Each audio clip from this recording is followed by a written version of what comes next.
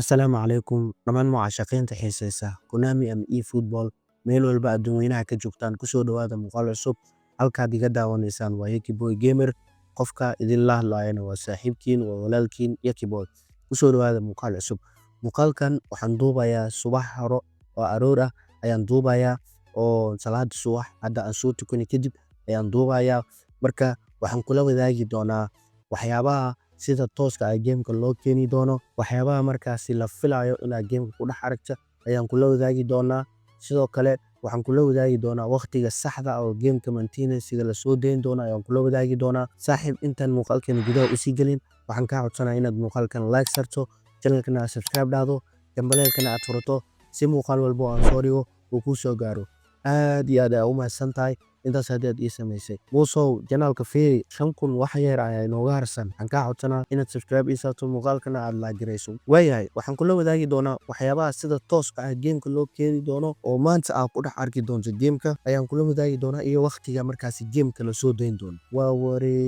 wareen waxyaabaha sida tooska ah loo hubo waxaa waaye update ayaa dhici doono farshadkiisu yahay 4.2.1 ayaa dhici doono maanta update-kii ayuu ku maqan yahay gameka maqadeeye maanta gameka update ayuu ku maqan yahay update-ka markii la soo daayo oo aad soo degsato app store-ka ama play store-ka aad kala soo degto maxaa la keeni doonaa saaxiib waxaa la keeni doonaa lunar new year-kan campaign-kan ayaa la keeni doonaa Johan Cruyff iyo maxaa la dhahayay Peter iyo rag badanaa u jeedaa saaxiib waxaa la filayaa ay bigyadaas in markaasi hal tuurasho oo lagu siiyo kadibna inaad lacag ku tuurato ayaa u badan tahay ayaana la filayaa maanta inaad gameka ku dhex aragto saaxiib khasab waaye tan waxaa la filayaa in marka gameka aad ku dhex aragto waxaa kaloo markaasi gameka ay u kala xiran tahay Manchester United back ayaa la keeni doonaa ayaga iyo tababarahooda saaxiib Manchester United waxay ciyaartaa outwide iyo ciyaartaa dadkan ayaa maanta gameka u kala xiran yahay saaxiib ayaga ayaa la keeni doonaa baagooda sidoo kale waxaa ku dhex arki doontaa Manchester United championskan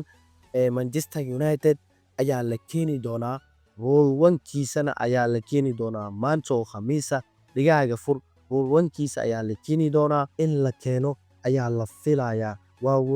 waxaan kula wadaagi doonaa players of the week-yada ragga sida tooska ah loo keeni doono oo aysan baaqanaynin ayaan kula wadaagi doonaa shirkadda Konami ama Efootball sawirkan ayay shaacisay oo sawirkan oo la fahmaynin laakiinse haddii aan mid aan kula wadaago sawirka koowaad waa Rafinha oo ciyaara Barcelona ayaa la keeni doonaa ninka kaleetana waxaa waaye Kubo waa ogtihiin markii oo seasonkan la soo galayay Kubo iyo Messi maxaa dhahay lagu dahfuray haddana waxaa la keeni doonaa Kubo oo players of the week ah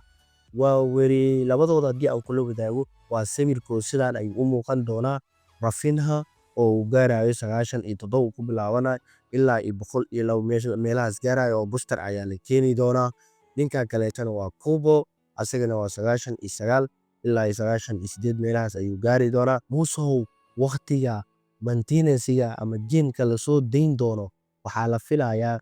5 saac oo subaxnimo maanta in la soo daayo wuu soo daahi karaa gameka laakiinse waqtiga saxda oo la filayo in markaasi gameka la soo deeyo waa 5 saac oo subaxnimo waxaa ku dhahay 5 saac subaxnimo oo maanta ayaa la soo deyn doonaa intaas ayaan jeclaystay inaan idinla wadaago please waxaan kaa codsanayaa inaad muuqaalkan like sarto channelkana aad subscribe dhahdo gambaleelkana aad furato si muuqaal walba oo soo dhigo kuu soo gaaro